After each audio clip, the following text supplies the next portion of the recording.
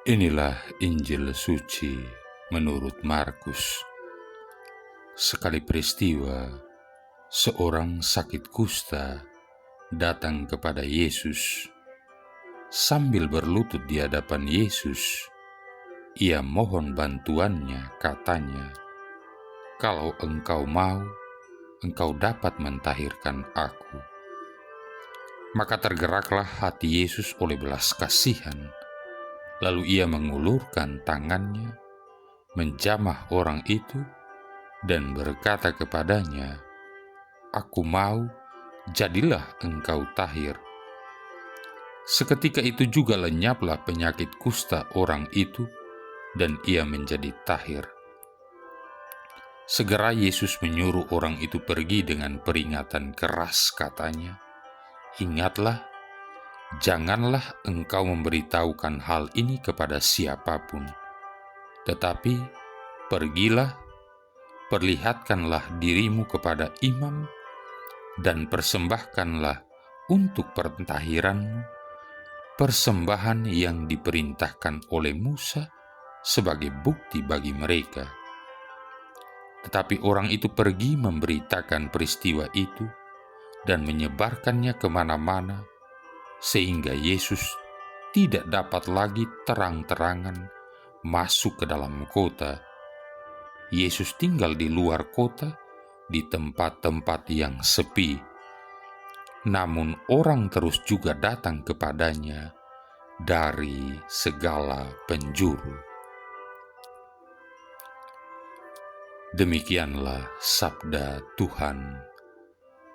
Saudara-saudari yang terkasih, kita boleh saja berspekulasi tentang apa yang dipikirkan oleh orang kusta itu ketika dia sudah disembuhkan oleh Yesus, dan Yesus mengatakan kepadanya untuk tidak menceritakan mujizat itu kepada siapapun. Apakah orang kusta yang disembuhkan Yesus itu begitu dipenuhi antusiasme karena rasa gembira, sehingga merasa bahwa dia sungguh harus bercerita kepada setiap orang tentang mujizat yang baru saja terjadi atas dirinya? Bukankah dengan kesembuhannya, orang itu dibebaskan dari keterasingannya dalam masyarakat? Kita bisa lihat dalam kitab Imamat bab 13 ayat 45-46. Ataukah orang itu berpikir, aku akan melakukan suatu kebaikan bagi Yesus dengan menceritakan mujizat penyembuhan ini kepada semua orang?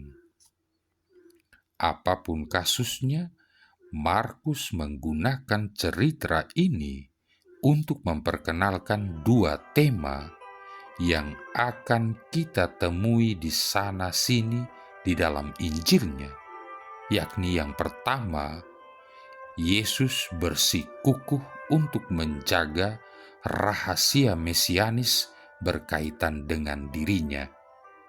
Dan yang kedua adalah ketegangan yang akan menyertai Yesus selama dia melaksanakan misinya, yaitu mewartakan kerajaan surga dan menyerukan pertobatan. Sepanjang Injilnya, Markus menggambarkan Yesus yang enggan untuk menyandang gelar Mesias. Kita bisa lihat dalam Markus bab 1 ayat 34, bab 3 ayat 12, bab 5 ayat 43, bab 7 ayat 36, bab 8 ayat 26, dan bab 9 ayat 9. Markus menekankan keengganan ini agar ia dapat menunjukkan bahwa mujizat-mujizat saja tidaklah cukup untuk menyatakan Yesus sebagai Mesias. Mujizat-mujizat itu menunjuk pada suatu pernyataan atau perwahyuan yang lebih penuh, yakni Dia yang diurapi Allah akan membebas merdekakan umat manusia dari dosa lewat kematiannya di atas kayu salib. Oleh karena itu, siapa saja yang mau menjadi seorang murid dari Sang Mesias harus memanggul salib dan mengikuti Dia. Kita bisa lihat Lukas bab 9 ayat 23, Matius bab 10 ayat 38, Lukas bab 14 ayat 27. Saudara-saudari yang terkasih, dengan mengabaikan perintah Yesus untuk menutup mulutnya, dengan tak sengaja orang kusta yang disembuhkan itu membawa ketegangan yang membawa dampak kepada pelayanan Yesus selanjutnya. Sampai saat-saat sebelum penyembuhan orang kusta itu, semuanya berjalan baik-baik dan lancar-lancar saja. Namun tiba-tiba timbullah komplikasi yang dengan sederhana dicatat oleh Markus. Yesus tidak dapat lagi terang-terangan masuk ke dalam kota. Perubahan atmosfer ini merupakan sinyal kemunculan konfrontasi yang akan dialami Yesus dengan banyak pemimpin agama Yahudi.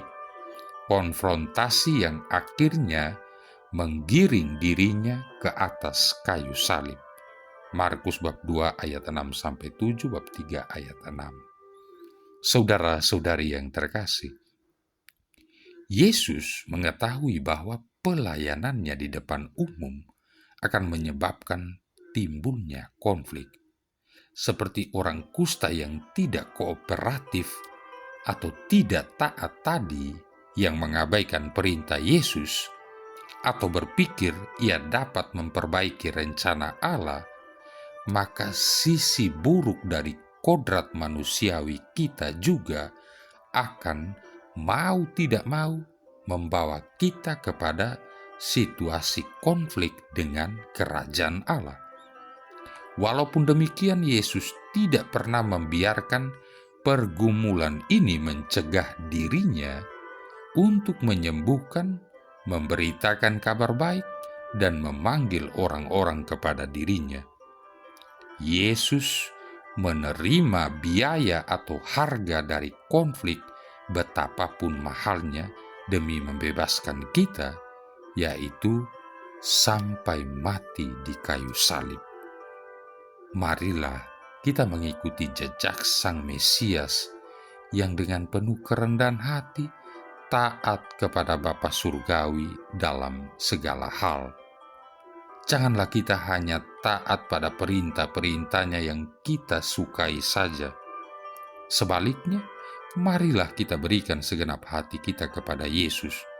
Maka kita pun akan mengalami betapa berbahagianya diri kita karena terjalinnya suatu relasi yang lebih mendalam dengannya.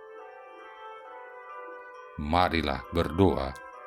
Allah Bapa di surga, semoga hati kami terbuka terhadap Roh-Mu, agar dapat menangkap semua sabda yang mewartakan nama-Mu, agar kami langsung mengenal Dia, sabda-Mu sendiri, yang patut dipercaya dan penuh cinta kasih, yaitu Yesus Kristus Putra-Mu, Tuhan dan Pengantara kami, yang bersama dengan Dikau dalam persatuan Roh Kudus, hidup dan berkuasa, satu Allah sepanjang segala masa.